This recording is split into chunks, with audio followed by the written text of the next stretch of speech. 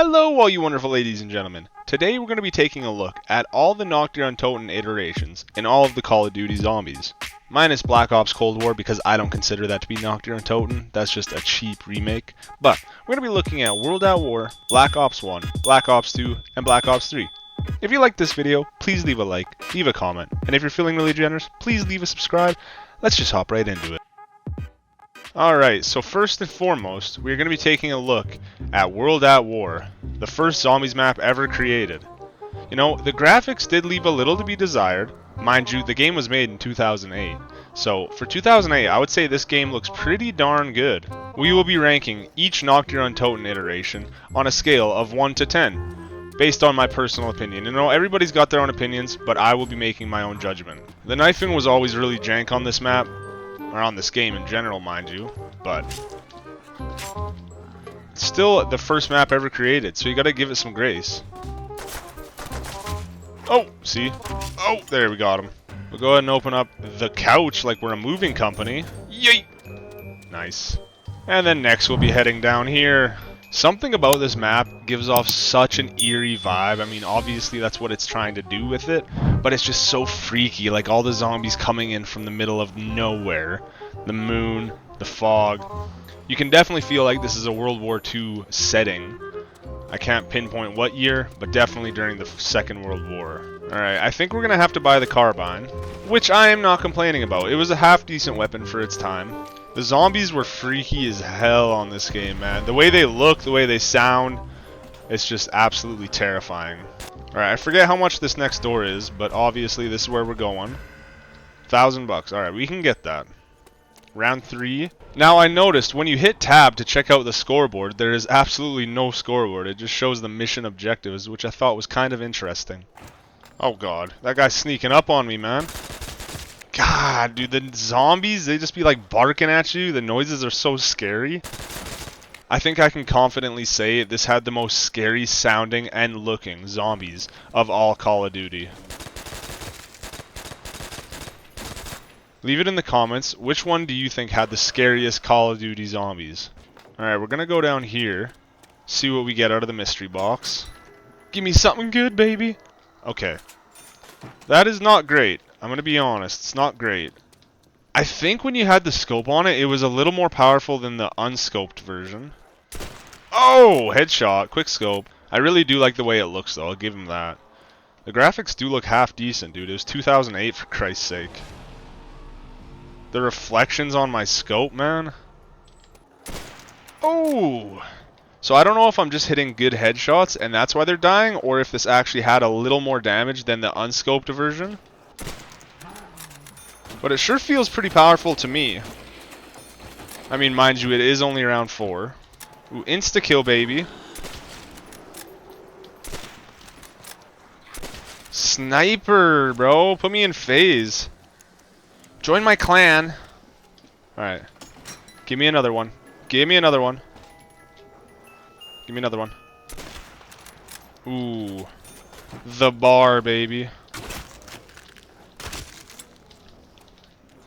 You know, the bar did have a really slow fire rate, but I know it did a lot of damage.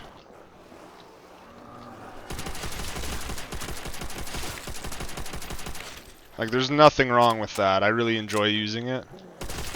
Especially when you're on Durice and you can pack a punch, have speed, cola, and double tap. It's a mighty fine weapon if I do say so. Holy God, I fucking flew down the stairs somehow, dude. I remember on Black Ops 1 you can jump up here. It was a glitched jump spot. Oh.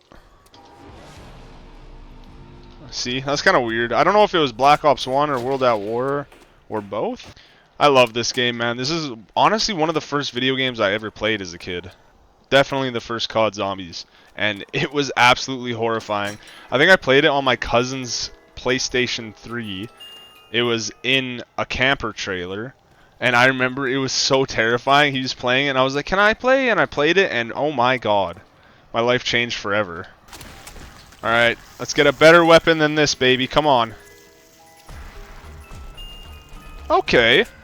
Alright, we can do with the double barrel. It does a lot of damage, but you only have 2 shots and then you gotta reload. So, I mean, it's got its pros, it's got its cons, but we'll give it a go. Like, dude, listen to the noises that the zombies make. How can you not tell me that's terrifying? This guy's barking at me. Boom, baby. I'm not feeling confident in the double barrel. We're gonna spin it again. Because we ain't got nothing else to spend our points on. Ah, SDG? Yeah, I guess so. I can't complain about it, really. I mean, a little lacking in the damage department, but... Alright, round 8. I mean, it's gonna start heating up here very quickly, I would say. But nothing that Zeus Bottle can't handle, am I right, ladies and gentlemen? Come on, man, the weapons are trash. Give me something good, box. Alright, the ray gun feels absolutely amazing. They hit a home run with the first ever ray gun. Nah. Dude, the flamethrower was such a good weapon, but it actually sucked so bad. It was so underpowered. I really wish they made a decent version of the flamethrower. Nah, I can't do it. I can't justify that trade. Round 9. I'm sure things are gonna heat up. God, that's scary. Look at them. Alright, we keep it moving, ladies and gentlemen. God, they are pretty powerful already.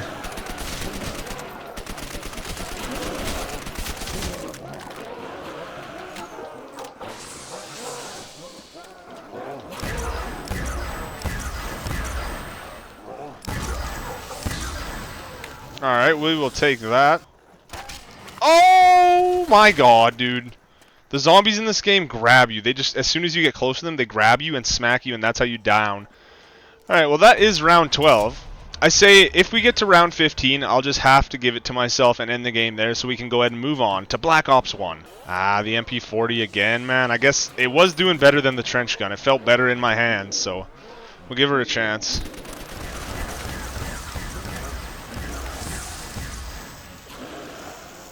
Like, what? What the hell, bro? How did that happen? I don't understand fully. But I can't complain. It is a very old game. But with that being said, let's go ahead and move on to Black Ops 1 Nacht Der Untoten. Alright, so this one looks much different as far as graphics goes, and we have so many different weapons to choose from because now this is in Black Ops 1. We have arguably the most iconic starting room pistol of all time. I mean, just listen to that reload.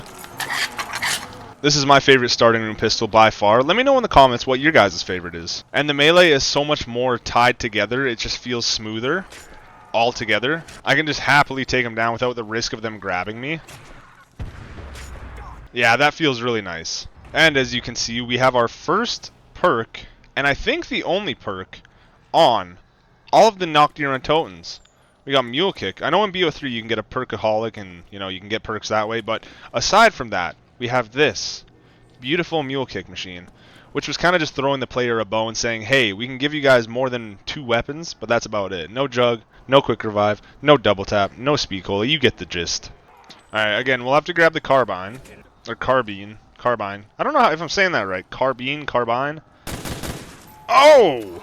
Dude, it feels way more powerful on this game. I'm not gonna lie to you. It smacks. Where the hell are the zombies, man? I've been standing around for 5 minutes and nobody's tried killing me, bruh. Jeez. Alright, so as per usual, we only need 1,000 to go downstairs, and then we'll have access to the mystery box. And now that being said, I know on this map they actually introduced, I think it was the Thunder Gun, if I'm not mistaken. It was the Thunder Gun and the Ray Gun on this map, so you had a better chance at putting the undead down. We'll go ahead and get these rounds underway. Let's grab the nuke. Alright, now we have the perfect amount of money. 1,000 bucks for this store, and then 950 for our first box spin.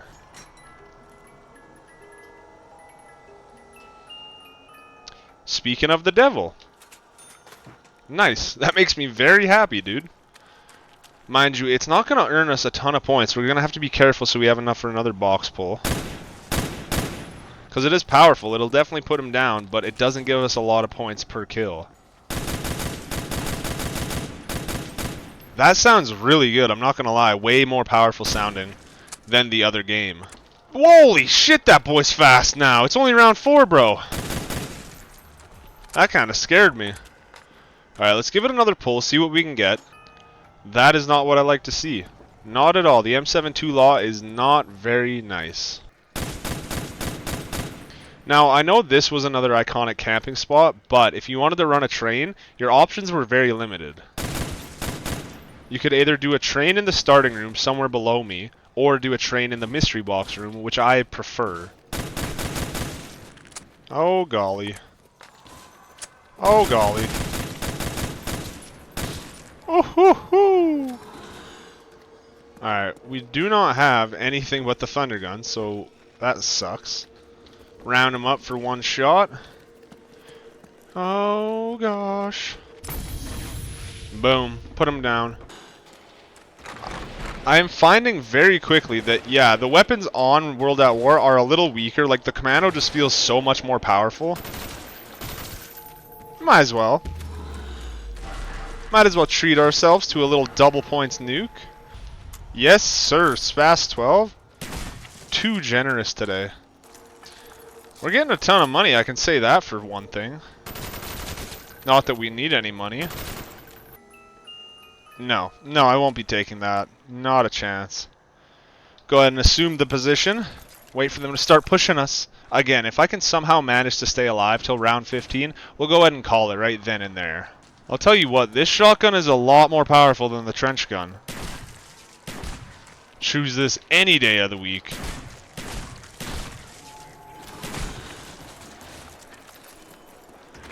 Alright.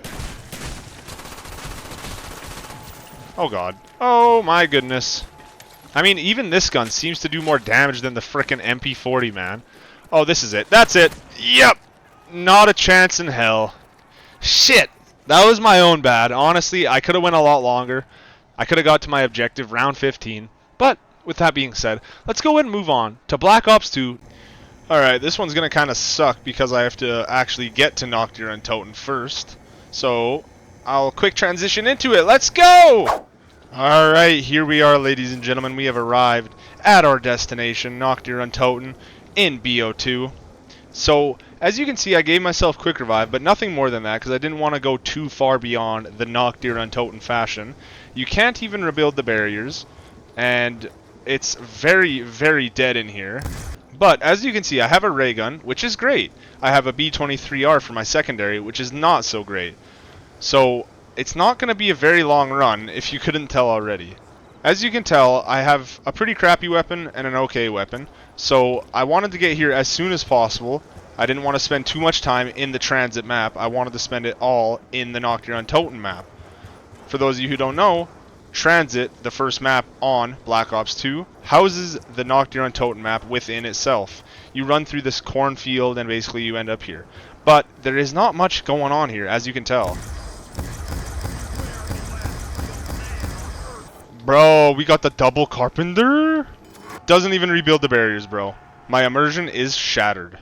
And now a lot of you guys are probably thinking to yourself, hey Zeus, you forgot to rank the last two Nacht Der Untotens. Well, I did not forget. At the end of this playthrough, I'm going to be sitting down and ranking them all with my honest opinion. And I'd like to hear your guys' opinions on the Nacht Der Untoten rankings. Because mind you, none of them are the best map ever, but in my opinion, it has to be given some grace because it was the starting map on COD Zombies. So I did give myself a little perk, if you know what I mean, but I didn't want to go far out and just grab Juggernog, Speed Cola, all of the perks, you know. I just didn't want to get too set up, too far from the Nacht Der Untoten roots. Like on BO1 you can have Mule Kick, that's awesome, but none of them you're really meant to have any perks. I mean, aside from BO1. And BO3 you can take perks with the Gobblegum function, but I don't know how many I'm actually going to take. We'll get to that when we play through it. But as I've said before, there's not much going on here. You can't even buy the Hell Door. You can't go upstairs. It's pretty dead here. So I'm sorry if you guys are hanging on to your seats. This is going to be the most boring Nacht Der Untoten in existence.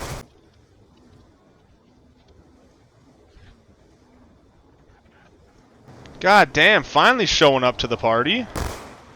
Dude, it seems like the zombie spawns take forever. Because they could be spawning out in the field or probably in transit somewhere for all I know.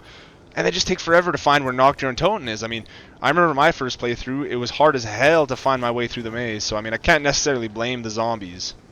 Now, again, I guess we will use that same trademark rule that if I get to round 15 somehow, we'll just call it there and move on to the next Nacht Der Untoten. it just does feel so much less lively than the other maps. You know, BO1 has the nice lighting, feels like you're actually in some World War II bunker or house or whatever you want to call it. But on this map, it's just like so dead, man. The lighting, and I guess that's probably what they wanted it to feel like. They wanted it to feel like a relic, an Easter egg, a place that you weren't really meant to play in. But here my dumbass is. Alright, my goodness, that round felt like it took forever, ladies and gentlemen. Bro, I was getting so excited. Oh no, I'm running out of ammo. I can finally end this BO2 Nacht Der Untoten run. But there is a max ammo. Oh, okay. What? I don't know how I'm not dead. I must have perma juggernog or something. But 2 more rounds of this absolute dull shit.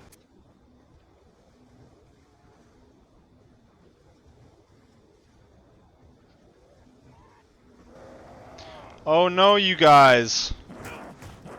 I'm cornered. What will I do? Oh no! Shoot, man! I don't know what happened. Well, you know what that means. We're gonna move on to our final Nacht Der Untoten of the day. That is BO3 Nacht Der Untoten. Let's see you over there. Alright, here we are. On the final Nacht Der Untoten. That is still Nacht Der Untoten in my opinion. So first change I notice is that the mule kick is right there and not right there. So I am playing this on my console because I don't have it on my PC account. I've bought in this game and the map packs so many times. But we do have a pretty goated Gobblegum pack. And obviously you can see I got the RK5 off the bat because I played the Easter eggs on all these maps. Now another difference I am noticing is this seems so much more dark than the other maps. So I might have to turn up the brightness post-editing skills here, bruh. And now on this game, you can also do the slide cancel, which really helps you get around the map insanely fast. So speaking of Gobblegums, I don't think I'm going to take my Perkaholic. That seems a little too overpowered. I'm not sure if I'm going to take any Gobblegums, because again, it strays way too far from the Nacht Der Untoten roots. Alright, ladies and gentlemen, that is round 15, just like that. So, that concludes Black Ops 3 Nacht Der Untoten. Let's go ahead and move on to the final results. The scoring, if you will. Well, ladies and gentlemen, we find ourselves at the ranking portion of the video.